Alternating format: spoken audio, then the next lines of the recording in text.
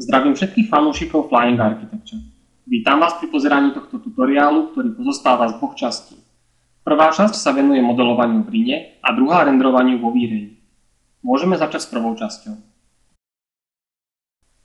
Ako prvý krok si do Rhina importujeme všetky podklady zo stránky Republic of Fritz Hansen ku stoličke Rhin.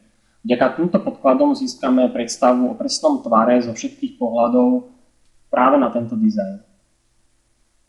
Teraz si vytvorte nulovú os, ktorá vychádza z bodu 0.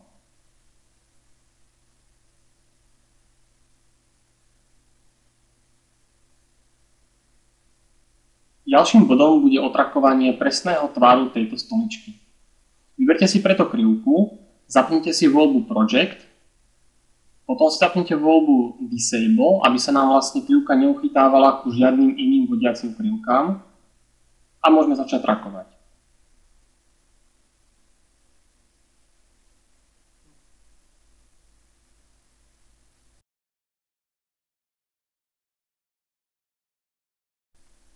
Vyberte si krivku a stlačte F10.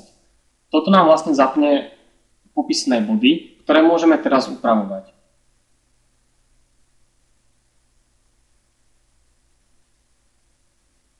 Vďaka tomuto si môžeme krivku prispôsobiť na presný tvar, ako ju potrebujeme.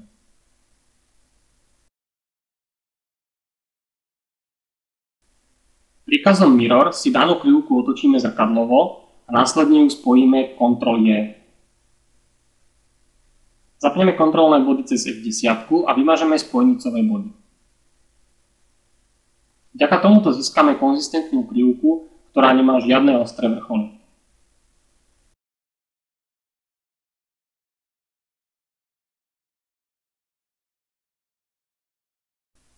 Tieto kontrolné body použijeme na horizontálne zarovnanie všetkých bodov podľa pôvodnej krivky, ktorú sme si importovali priamo od Fritz Hansena.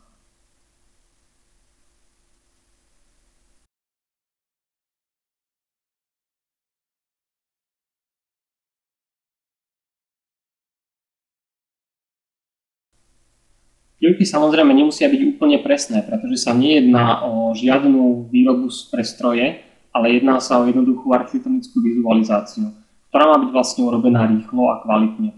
Takže dané krivky a daný model nám pre tento účel bohate postačia.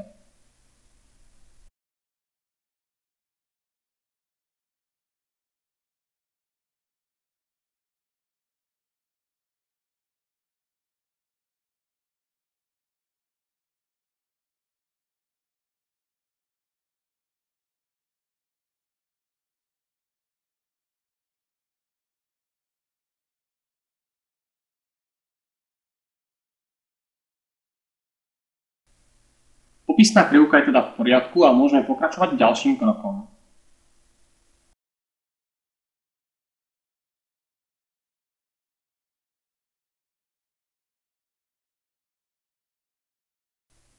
Prepneme sa do pohľadu sprava a ideme si popísať krivku, ktorá tvorí sedák.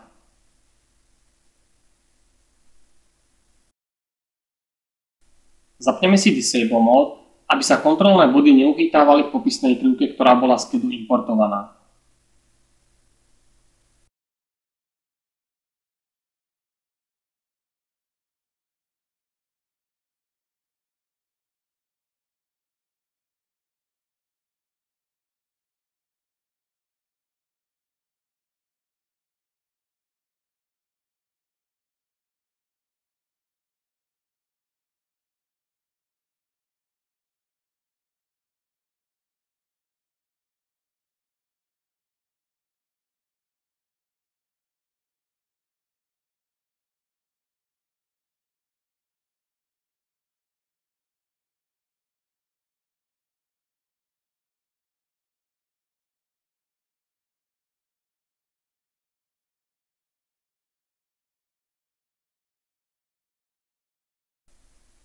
Teraz si vytvoríme priesečníkovú krivku sedáku z opačného pohľadu, tak aby samozrejme jej začiatok a koniec ležali na príslušných krivkách.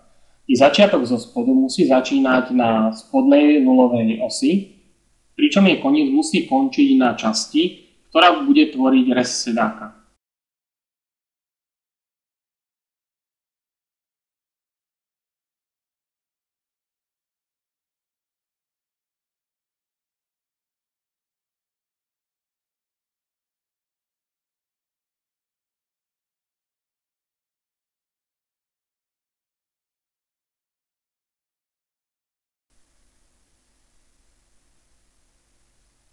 pozíciu krivky a teda tým aj jej začiatok a koniec lepšie dosadíme v 3D priestore vďaka gumbolu, ktorý v Rine 5 je už samozrejme natívne pridaný.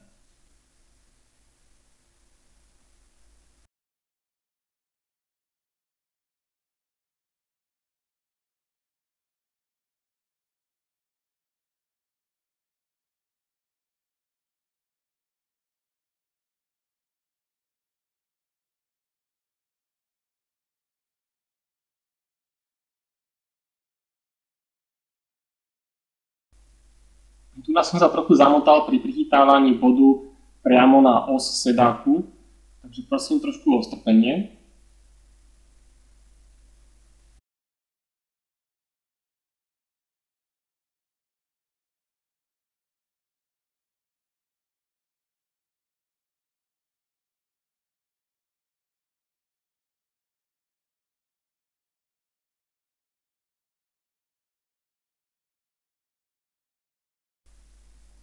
Áno, takto je to správne.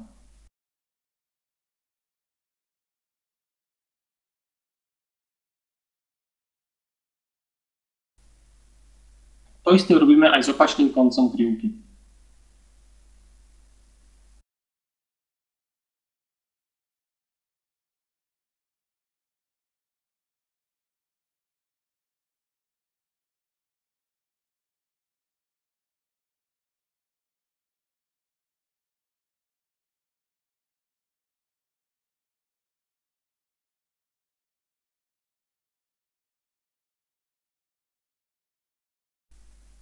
Teraz môžeme odmazať niektoré nepotrebné kontrolné body, ktoré nám vytvárajú zbytočnú podrobnosť krivky. Stratenú presnosť si dosadíme z iných bodov.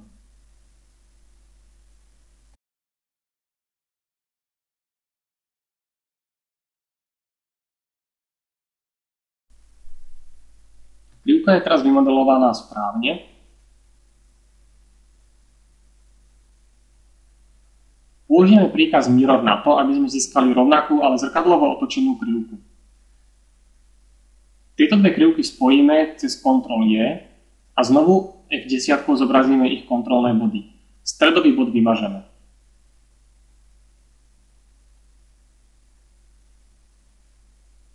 Teraz označíme obe priesečníkové krivky a jej obvodovú krivku a vytvoríme si z nich povrch. Z menu Surface vyberieme príkaz Patch. Klikneme OK. Dostali sme relatívne presný a veľmi jednoduchý povrch. V nastaveniach objektu si zdvihneme density, čím vlastne získame väčší počet popisných kriviek.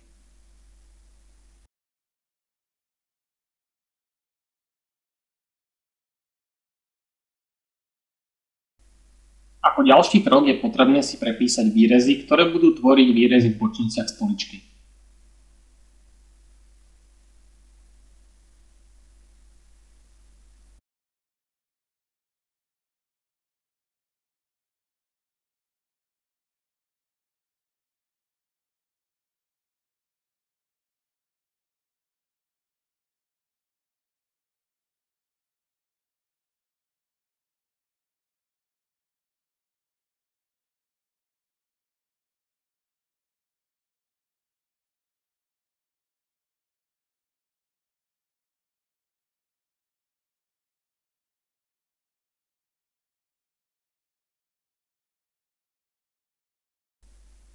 Cez F10 si znovu jednoducho upravíme popisné body, tak, aby sme získali čo najpresnejšiu krivku.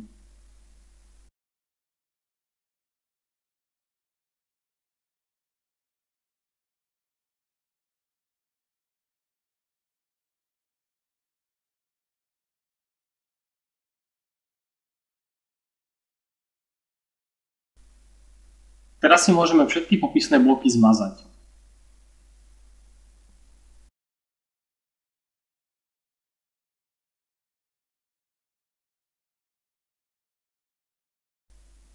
Bočné popisné krivky si jednoducho premietneme do nulovej hladiny. Použijeme na to príkaz Project to C-Plane. Tu som ale urobil chybu, pretože som to urobil v 3D priestore a tým pádom sa mi dané krivky premietli do pôdorysne. Ja ich potrebujem premietnúť do návisne a preto musím ísť do bočného pohľadu. Krivky si vytiahneme príkazom Extrude Curve. Pôvodné krivky môžeme zmazať. Povrch sedáku splitneme, čiže vlastne rozdelíme danými vzniknutými povrchmi. Vytiahnuté krivky takisto zmažeme a rovnako aj diery v sedáku. V prípade, že by sme chceli tento povrch extrudnúť, tak to určite nemôžeme urobiť cez príkaz Extrude Surface, pretože nám vznikne žiaducí objekt. Miesto tohto príkazu použijeme Offset Surface. Musíme si dať pozor na normály a samozrejme i na hrúbku povrchu. Pre sedačku RIN je to asi 12 mm. Za oblenie hrán získame príkazom Fillet Edge. Použijeme rádius 5 mm. Potom označíme všetky obvodové edge, ktoré potrebujeme. Ten istý povrch aplikujeme na všetky edge vnútorných otvorov.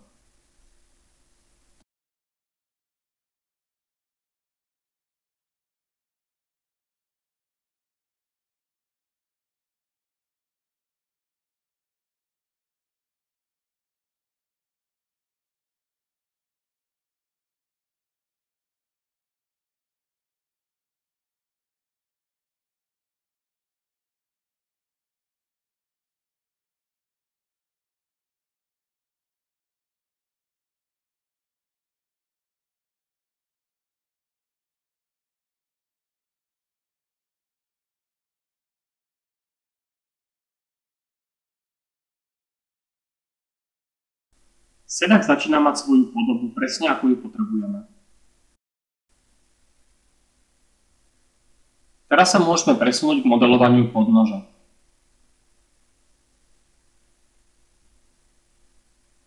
Pôdorysnú krivku si vytiahneme príkazom Extrude Curve.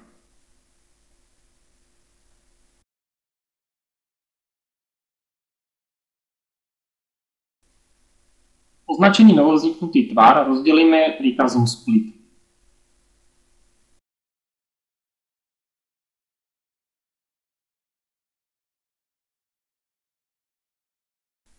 Hornú orezanú hranu zduplikujeme príkazom Dub Edge.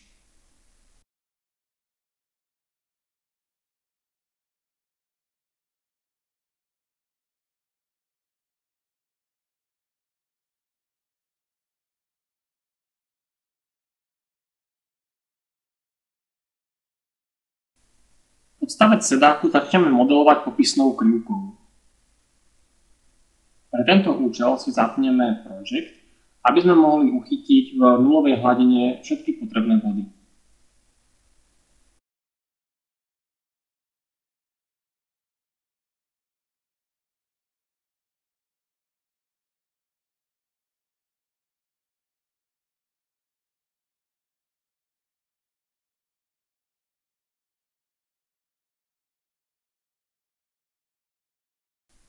Daný tvar uzavrieme ďalšou popisnou krivkou, ktorá bude končiť v bode, kde začína nulová os.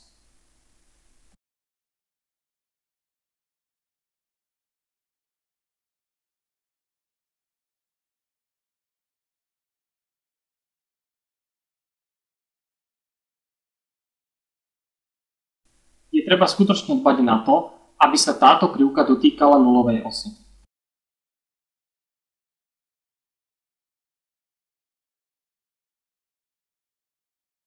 Stlačením F10 zapneme kontrolné body a tým upravíme krivku do potrebného tvaru.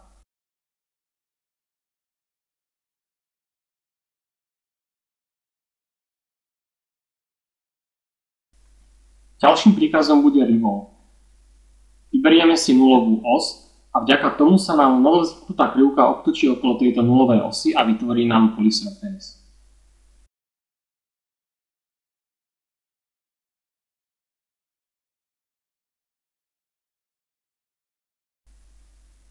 V pohľade sprava si opíšeme i zadnú časť držiaka sedáku.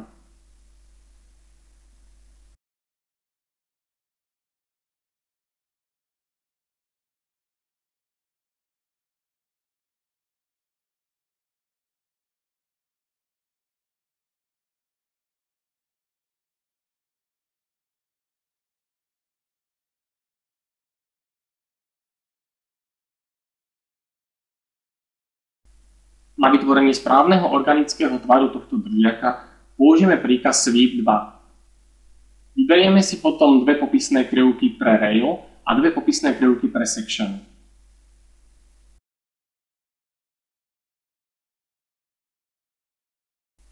Zvolíme si close sweep a stlačíme OK.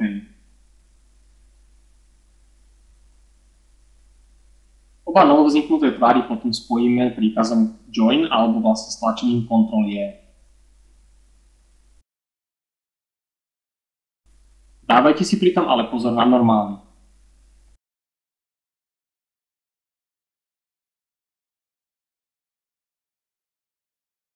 Na zaoblenie hrany použijeme príkaz fillet edge s rádiusom 1 mm.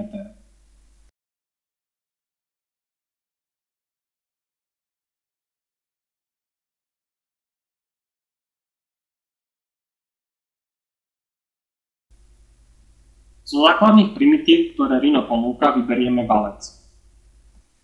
Valec začne v bode 0. Predtým, ako ho ale začneme rysovať, by sme si mali zistiť jeho priemer.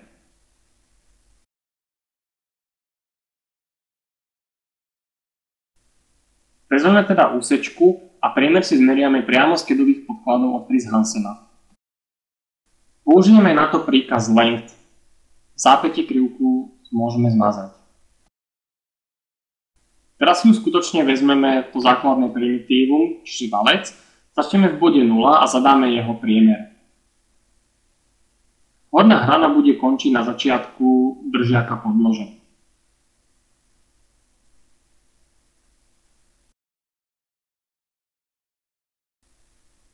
Vrchnú časť vyrysujeme znova iba obyčajnou krivkou a následným revolvom.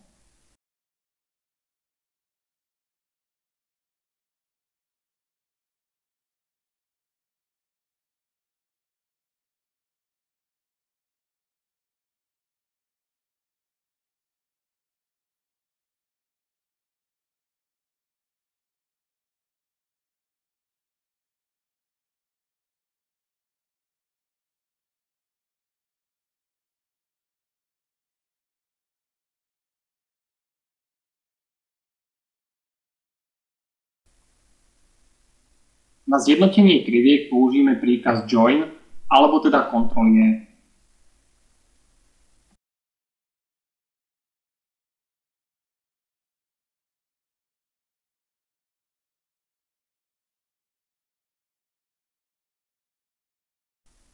Vrchná časť nohy a držiak by boli týmto hotové.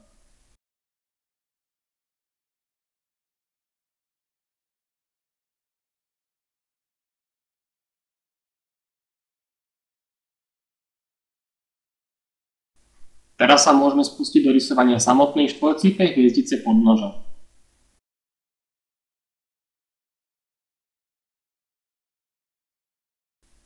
Túto podnož vyrysujeme opísaním tvaru priamo z kedových podkladov.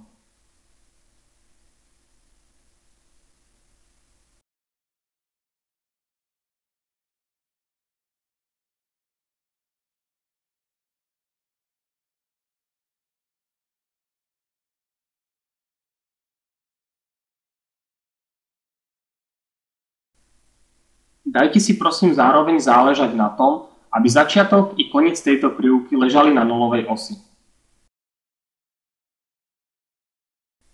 Vytvoríme si úsečku, ktorá nám bude vytvárať os nohy. Túto úsečku si posunieme presne na stred, použijeme Ctrl-C, Ctrl-V na duplikovanie a otočíme ju o 90 stupňov.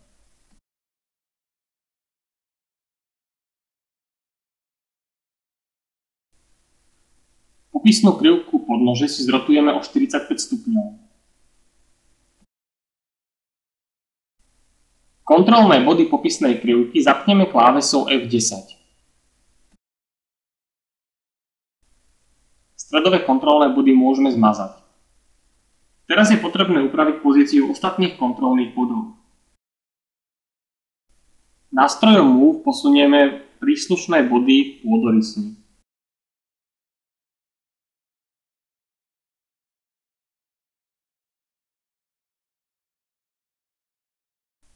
V prípade potreby si kontrolnými bodmi veľmi ľahko upravíme danú krivku.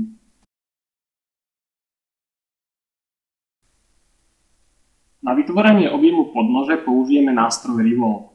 Začneme samozrejme v bode 0 a využijeme na to nulovú os.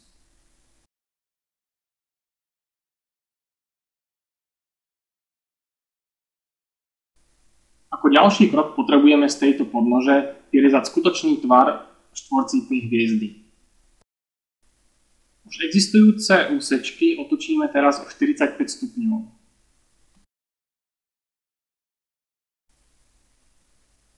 Takto vzniknuté kolmice budeme považovať za os budúcej podlože. Ďalším krokom je potreba vytvoriť si popisné krivky pre nasledujúci pôdorys podnože.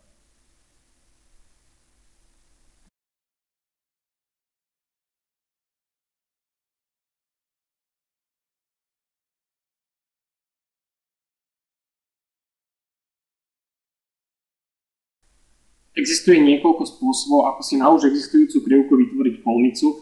Ja som to vytvoril práve takto.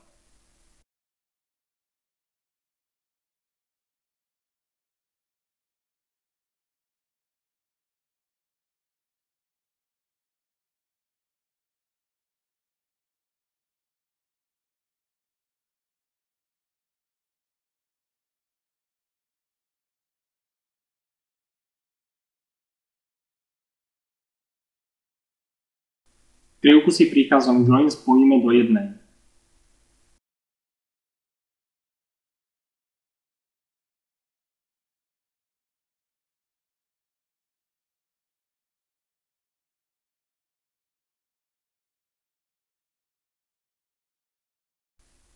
Použitím príkazu mirror si vytvoríme identické krivky na všetkých štyroch stranách. Samozrejme ďalej ich spojíme cez Ctrl-E a zobrazíme kontrolné body F10. Následne spojnicové body vymažeme. Vymazaním týchto spojnicových bodov predídeme tomu, že by sa nám vzniknutý povrch rozdelil na niekoľko surfaceov.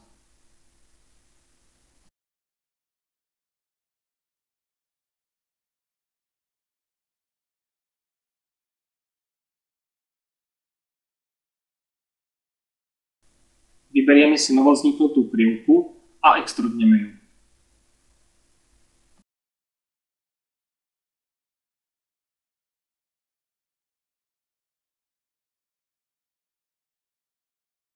Teleso podnože a novovzniknutú krivku predelíme príkazom split. Nepotrebné časti samozrejme odmažeme.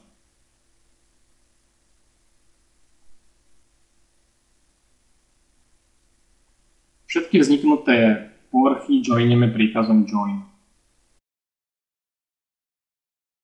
Ďalším krokom bude pridanie detailu, teda zaoblíme hrany. Použijeme nástroj Fillet Edge. Rádius bude 1 mm. Vyberieme si teraz hornú krivku.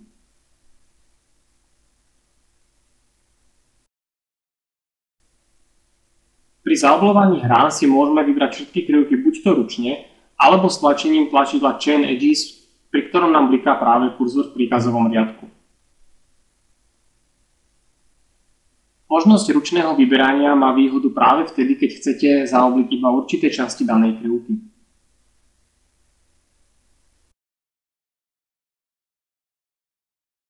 Presvedčíme sa, že všetky časti krivky sú skutočne vybraté a stlačíme Enter. Teraz chvíľku počkáme na to, kým nám Rhino prepočíta zaoblenie hrán.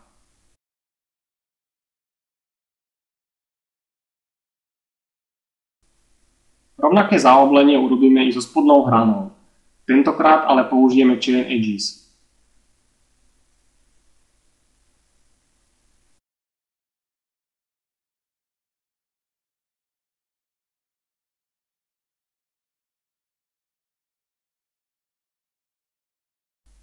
Gumené protišpíkové podložky si veľmi jednoducho zľahčíme. Ich tvar bude veľmi všeobecný. Zoberieme si obyčajnú krivku a nakreslíme si všeobecný pôdorys.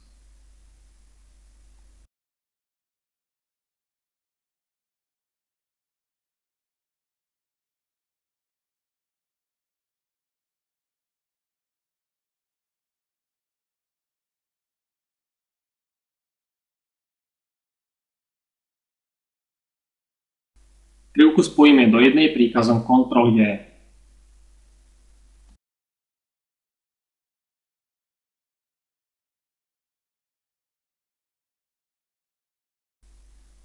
Príkaz Mirror nám otočí krivku podľa osy. Znova použijeme Ctrl-J. Vymažeme spojnicový bod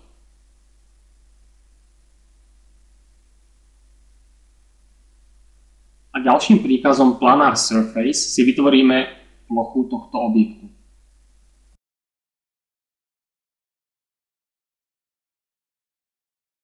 Vyberieme si plochu a extrudneme ju.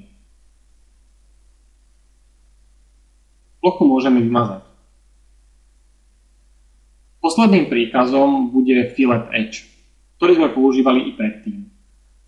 Rádius bude 1 mm.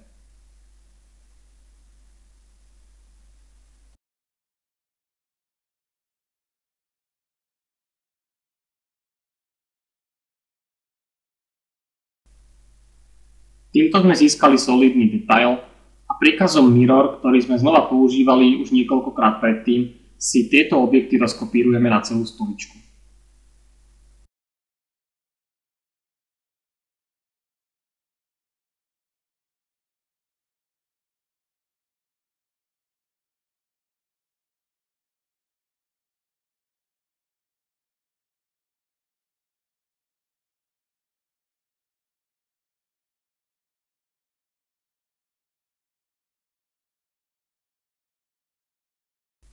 V bočnom pohľade si zoskelujeme nohu tak, aby nám zachádzala presne do podnoža.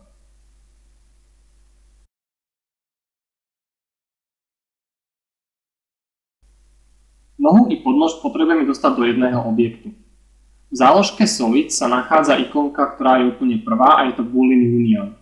Týmto sme získali zo všetkých týchto objektov jeden jediný objekt. Je to Polysurface a už použijeme iba Fillet Edge na to, aby sme danú hranu zafiletovali. Tentokrát to bude s rádiusom 2 mm.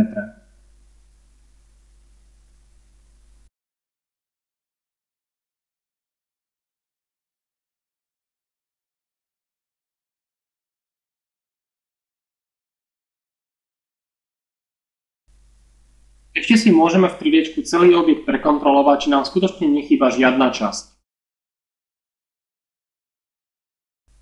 V túto chvíľu je to z modelovania už úplne všetko. V ďalšej časti tutoriálu sa pozrieme na to, ako túto stoličku namateriálovať, ako ju vyrendrovať a veľmi ľahká postprodukcia nám takisto dopomôže k dobrému obrázku. Ďakujem vám teda za pozornosť a tešite sa na ďalšiu časť.